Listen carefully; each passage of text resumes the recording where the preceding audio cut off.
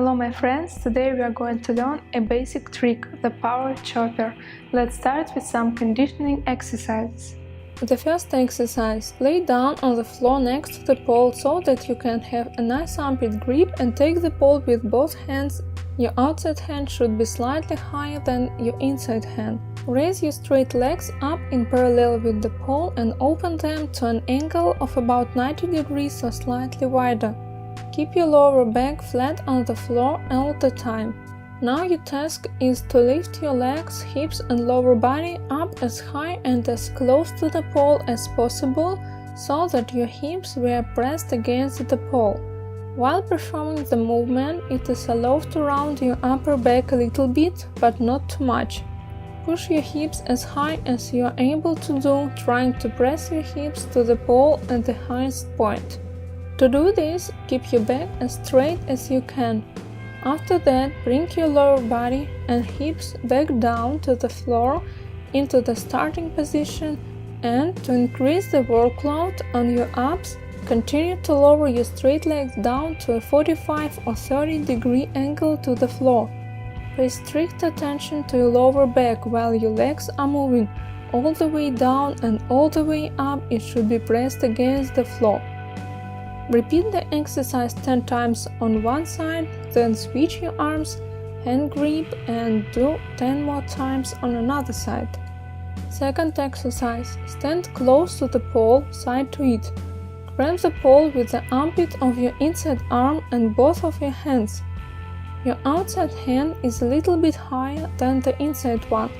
Both arms are bent. Watch your shoulders stay down and squeeze your shoulder blades together. Hold the pole, raise your legs, tuck your knees in to the sides and lower them back to the floor.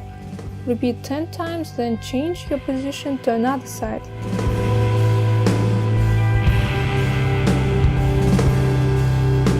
Third exercise. Combine lifting your legs up with slightly leaning backwards with your spine. It's a power move, so make sure you're using the muscle of your arms too by starting to straighten them just a little. The most important thing about this exercise is to go back into the initial position using your muscle rather than simply letting your legs drop. If it's too hard for you right now, try leaning backwards at a lesser angle. It's important not to use any form of momentum while performing this exercise. Jumping, rocking and kicking must be strictly avoided, and only rely on the strength of your muscle.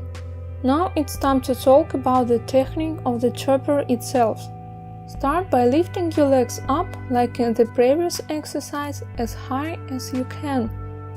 When your knees reach their maximum height, start straightening your arms very carefully and slowly, using all the strength you've got in them. Your legs are firmly pressed against your torso. This position stays the same throughout the whole move. Stay strong, really engage the muscle of your whole body. Consequently, while you're straightening your arms, your pelvis is moving upwards towards the pole. Proceed with this movement until you reach the upside down position of your torso. After that, move your legs apart and away to the sides. Keep your balance by pressing the pelvis against the pole. Now let's finish the chopper trick by a power move. Start bending your elbows as if you're pulling your torso upwards and lowering your legs at the same time.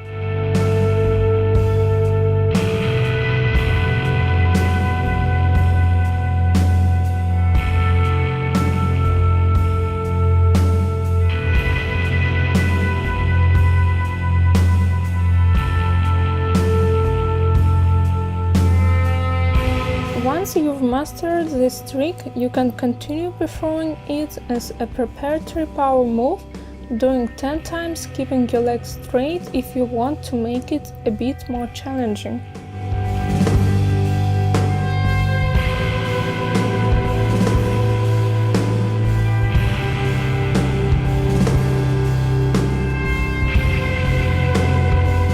So today we have learned the power chopper. If your first attempts to do this trick are not successful, don't get upset. This trick usually comes with time. Do these conditioning exercises regularly and you'll see the results very soon.